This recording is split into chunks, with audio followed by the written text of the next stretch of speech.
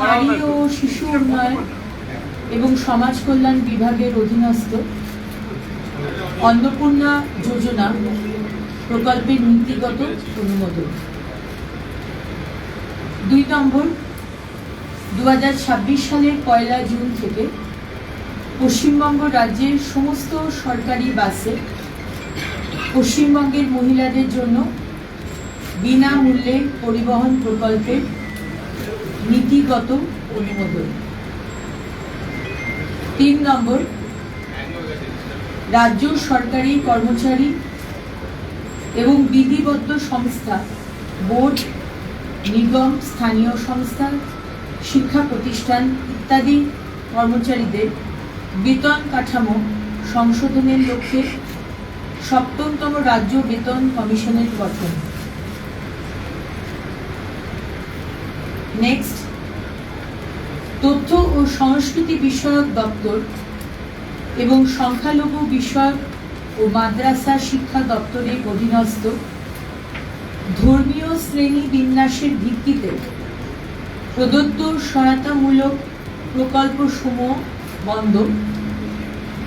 এই মাস চলবে, পরের মাস থেকে এটা বন্ধ করা হচ্ছে। 2011 WPO 60 এবং সংযুক্ত মামলা সমূহ মাননীয় কলকাতা হাইকোর্টের ডিভিশন বেঞ্চে 22/5/2024 তারিখের রায়ের প্রেক্ষিতে পশ্চিমবঙ্গ সরকারের অধীনস্থ চাকরি ও সরকারি পদে অন্যান্য অনগ্রসর শ্রেণীর জন্য সংরক্ষণের শতকরা হার রাজ্য তালিকাভুক্ত অন্যান্য অনগ্রসর শ্রেণীর তালিকা পুনর্বিবেচনা এবং উপশ্রেণী বিভাগ বাতিলকরণ।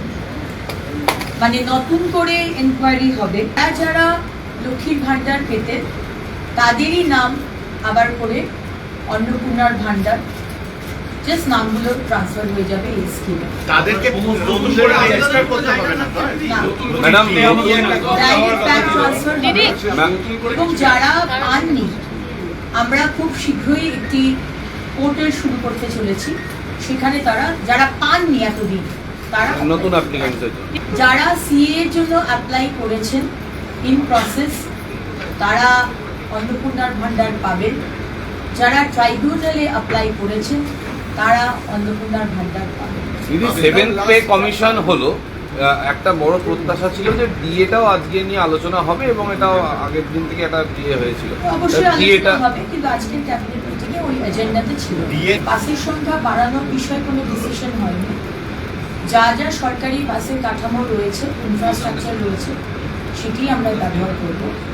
এবং আপনারা জানেন যে জুন মাসে আমরা বাজেট পেশ করতে চলেছি, তারপরে অবশ্যই এটা আমাদের মাথায় আছে।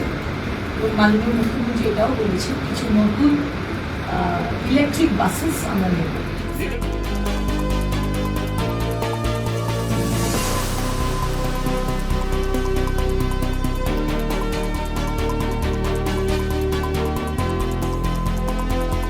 ফলো করুন সংবাদ প্রতিদিন ডিজিটাল।